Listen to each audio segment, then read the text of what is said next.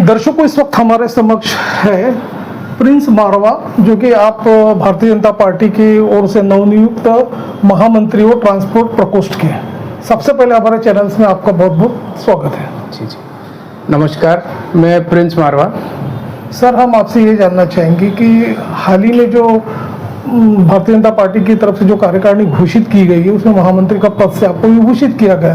तो आप ये बताइए, ट्रांसपोर्ट में जो व्यवसायी है उनको कई तरह की समस्या उनका आए दिन सामना करना पड़ता है। तो कौन कौन सी जो मुख्यतः जो समस्या है जिसका आप निराकरण करोगे, अपने ऊपर श्रेष्ठ पदाधिकारियों तक ले जाओगे, उस बारे में आप बताइए। पहले तो मैं आपको बताना चाहता हूँ कि मेरी जो ये नियुक्ति हुई है वो भारतीय जनता पार्टी के महामंत्री के पद पे हुई है। उसके लिए मैं हमारे देश के नेता, वरिष्ठ नेता श्री गडकरी जी, उनका आभार प्रकट करता हूं। उसके बाद मैं हमारे महाराष्ट्र के नेता देवेंद्र जी फडणवीस, उनका आभार प्रकट करता हूं। फिर हमारे नागपुर के जो हमारे शंकर जी जो तिवारी हैं, मैं उनका भी आभार प्रकट करता हूं। फिर हमारे जो मार्गदर्शक हैं, हमारे श्रीकांत जी आगलावे, उनका भी मैं आभार प्रकट करता हूं। और आज की डेट में जो ट्रांसपोर्ट से रिलेटेड जो भी समस्याएं हमारे ट्रांसपोर्टर्स को आती हैं, वो आज हमारे यहाँ पे एक बड़ी समस्या का मेरे पास आज जो लोग मेरे पास लेकर आए हैं, वो है कि आज हमारे यहाँ पे जो ट्रांसपोर्ट में पहले हमारे यहाँ पे गाड़ी जो थी वो 12 से 4 का हमारे यहाँ पे आरटीओ ने उनको परमिशन दी थी कि सिटी लिमिट्स में आके वो गाड़ियाँ अपनी खाली करा सकें। बट अभी वो टाइम लिमिट उन्होंने खत्म कर दी है। अब उन्होंने वो टाइम दिया है सुबह 6 बजे तक का, रात को 10 से सुबह 6 बजे तक का। तो वो एक बहुत बड़ी समस्या है। जो सिटी लिमिट्स के अंदर, जो बाउंड्रीज के अंदर आज गाड़ियां आती हैं, उनके ऊपर में आज वो गाड़ियां कब खाली होंगी? वो 10 बजे के बाद तो खाली नहीं हो सकती। वो एक बहुत बड़ी समस्या है। वो हम अभी डीसीपी साहब के पास भी उसके लिए हम एक आवेदन लेके जाएंगे और उसको भी हम एक उसके ऊपर भी मेमोरेंडम देंगे उनको, और उसके ऊपर उनसे हम ये चीज़ के लिए हम अभी सारे ट्रांसपोर्टर्स उनके पास जाएंगे।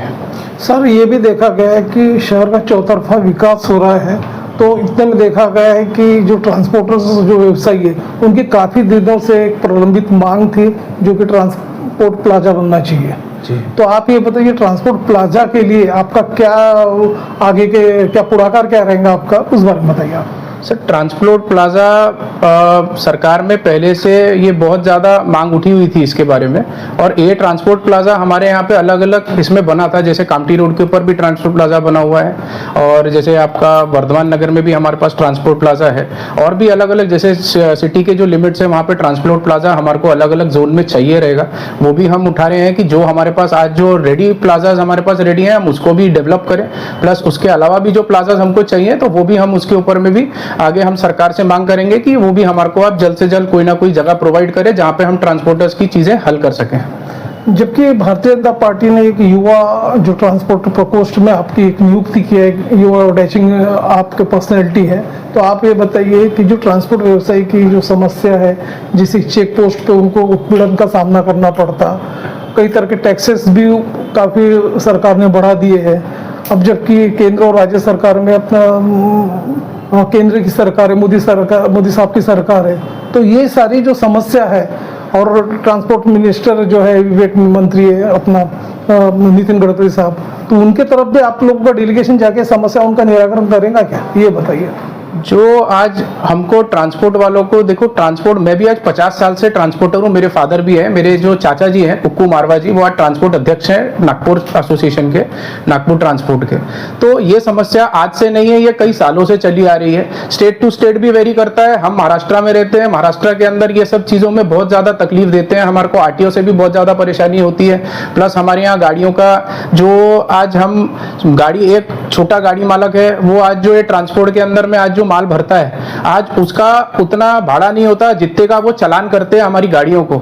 आज वो बेचारा गरीब, उसके ऊपर पहले से ही ऊपर से आपके इनका टैक्स की मार होती है। उसके बाद उसको आपको जो आज वो गाड़ी का जो बैंक से वो लोन लेता है, वो लोन चुकाने तक के उसके पास पैसे नहीं होते, उसका घर भी गिरवी होता है। तो ये सब चीज़ों के ऊपर भी हमारे ऊपर हम सब विवरण चर्चा कर रहे हैं, और इसके ऊपर भी क्या हम इसके ऊपर निष्कर्ष निकाल सकते हैं, वो हम अपने संगठन के मार्फत और हमारे जो आगे बड़े जो अधिकारी हैं उनसे भी बात करके इसके भी ऊपर हम कुछ ना कुछ अच्छा इसका एक रिजल्ट निकालेंगे।